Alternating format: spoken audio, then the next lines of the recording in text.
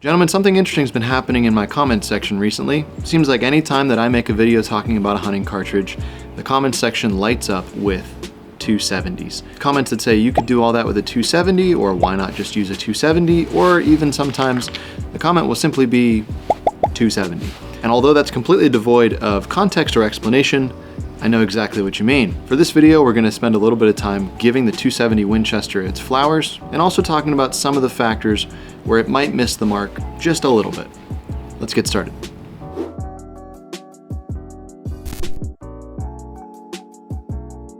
So if you're not familiar with the 270, you probably should be, so we'll get started with a little bit of case dimensions and history.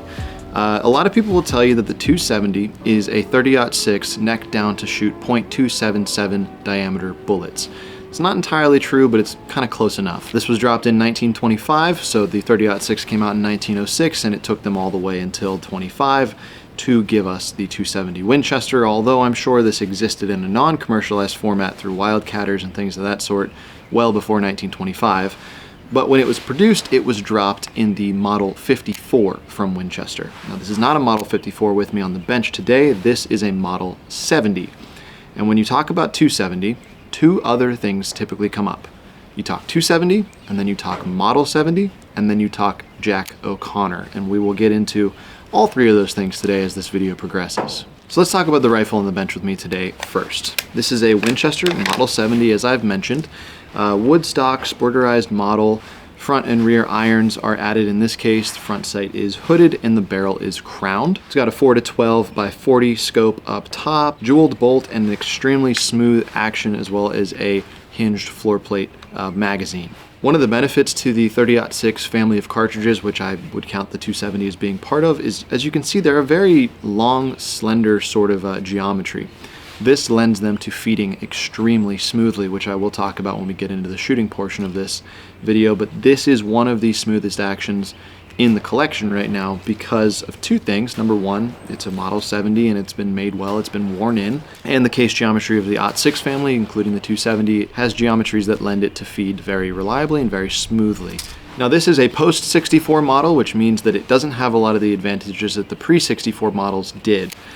Basically, in 1964, Winchester changed the way that they made the Model 70s, and they started to cut a little bit of corners on them. They didn't become bad rifles, they just became a little bit less refined of a machine. For example, they went away from the controlled round feed and moved to a push feed system. That essentially means that the cartridge is not physically connected to the bolt as you run the bolt forward and back on a push feed. The controlled round feed puts the cartridge in control of the bolt face for the entire cycling of the action until it's extracted, which helps you avoid double feeds or other malfunctions that you might find in a big game rifle. This was specifically very important for people that were hunting things that might try to kill you back. Specifically in Africa, you'll see a lot of controlled round feed rifles being used on dangerous game. So that's the rifle taken care of. Let's talk about what the 270 actually offers and what problem it solves. So in 1925, hunters were looking for an alternative to the 30-06, something that was maybe a little bit flatter and a little bit lower recoiling. This was an age of no rangefinders and a fairly basic scope design and a lot of fixed power or variable power scopes without dial-up turrets.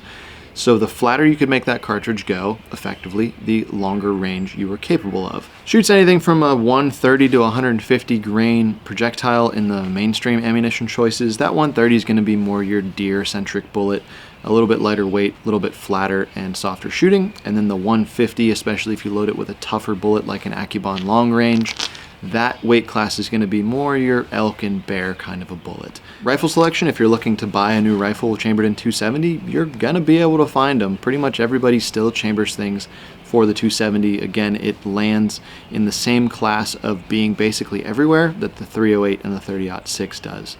Those 130 grain bullets can approach 3,100 plus feet per second pretty darn comfortably and holds a slightly lower BC than the 150 grain options. And those 150s are knocking on the door of 3,000 feet per second via hand loading manuals and some box posted velocities as well. So absolutely no slouch in the bullet weight or bullet velocity at the muzzle coming from the 270 Winchester. Now, I will say one of the main reasons that 270 remains mainstream today is because of Jack O'Connor. He was a writer for Outdoor Life who ran the 270 to its absolute limit for 40 years and wrote all about it for the American public to read and digest and become equally infatuated with the 270 through his writings. I have hunted with the 270 Winchester, although not nearly as often as Jack O'Connor or other diehard 270 fans.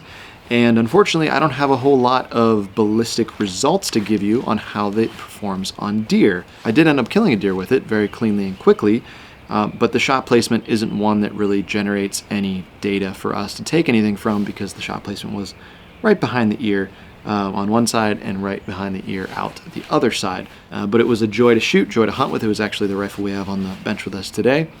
And I would not hesitate to take this thing out to some fairly decent extended ranges with the right bullet on deer and elk. Now, I'm not the elk guy. I have not hunted elk yet. I don't want to spoil too much, but I'm working on something.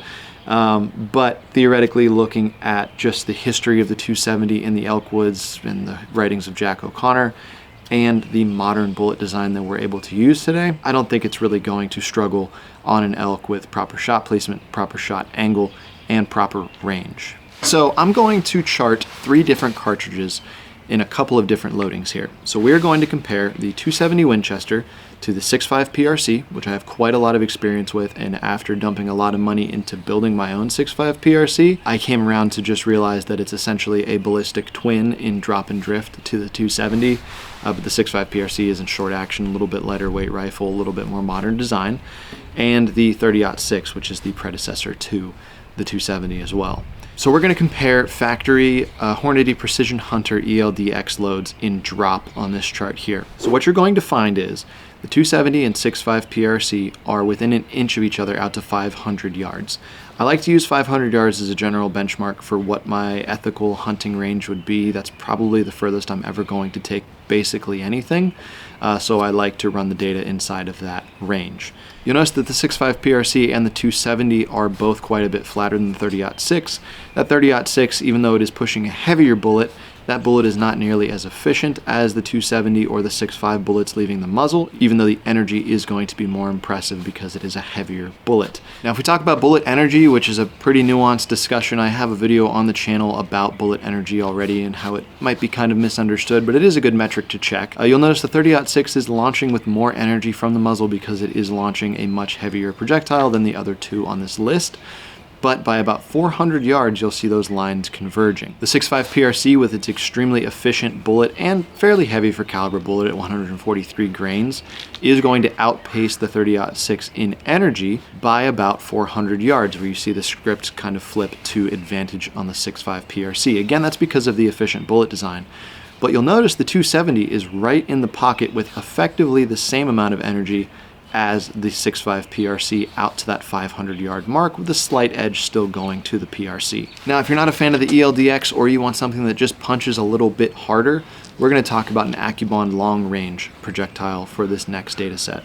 The AccuBond long range is a great mix of tough bullet design, being a chemically bonded bullet, while also being very efficient in flight and having fairly high BCs, hence the long range designation. They make a standard AccuBond as well that just doesn't have the same slipperiness to that bullet, giving it a higher BC. But if we look at the drop charts for the ABLR data, out to 300 yards in drop, all 3 of these loadings are basically identical, and then out to that 500 yard mark, you're going to see the 270 and 30-06 are right within about 3 inches of each other, and the 6.5 PRC is leading the pack by about 2 inches. Now, the energy chart on the ABLRs is quite interesting as well. Out to 400 yards, the 270 is sitting at 1,684 foot-pounds of energy, the 30-06 is at 1,703, and the 6.5 PRC is at 1,702. That is effectively the same amount of energy dump on target from all 3 cartridges. That is the wash of all washes, in my opinion. The case the 270 crowd has been making for decades is shown right here in the data, keeping up with very modern, ballistically efficient cartridges with modern marketing campaigns behind them. Now let's do a little bit of shooting. I want to talk specifically about recoil in this case. The 270 is generating about 17 to 19 foot-pounds of recoil. Definitely not zero recoil like something like a 243, a 6 Remington, something in that case. But it's not so much that most hunters are going to have an issue with it. Let's go ahead and take a shot. I'm going to shoot at a 100-yard steel plate down there. And you can kind of see the energy dump on target, although it's not a great metric for what the actual hunting energy dump is going to look like. But I want to talk to you also about the feeding and the functionality of the Model 70 in this case. Now this rifle is a hinged floor plate top load, as you can see here. This is some fairly inexpensive soft point ammunition just for the sake of the video, but when I close this action, you're going to notice, first of all, it doesn't take much force at all to feed this rifle. That cartridge goes in with very, very little resistance. And then as far as ejection goes, lift up, extremely comfortable, extremely smooth, and extremely reliable in all my uses. The controlled round feed version of this from Pre-64 would just be all the more reliable. Go ahead and feed the next. I mean, it takes nothing. This is one of the advantages to cartridges with that 30-06 parent case. Okay, I've got a target down there at 100 yards on steel, so I'll go ahead and flip the camera down there so you guys can see, but we'll go safety off here. And I'll just give you my thoughts on recoil impulse.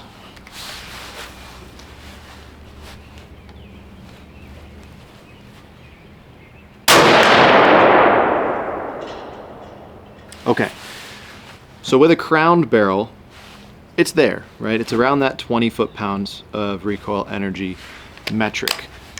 Is it enough to make me flinch or worry about it all that much?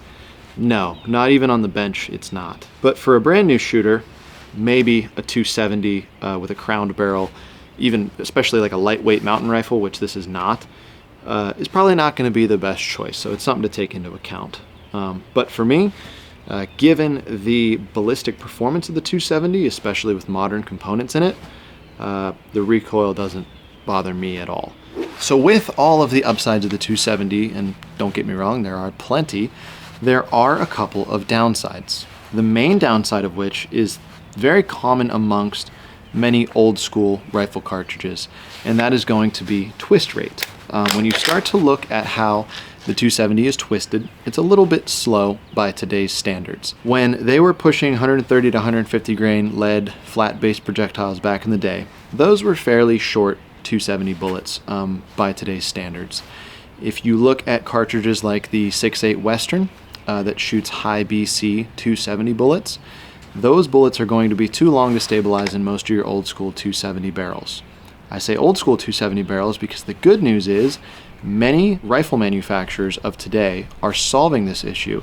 Notably, Browning is coming out with rifles twisted 1 7.5, I believe, chambered in 270, which sounds like a handloader's dream. So if you are a 270 guy, you can consider this me basically rewarding your bad behavior from the comment section of my other videos and making a video specifically for you guys. And I have to say, after looking into the numbers and taking my own experience with the rifle into account, I am a 270 lover as well. So with all that being said, thank you guys so much for watching this video as always, and we'll see you in the next one. Bye guys.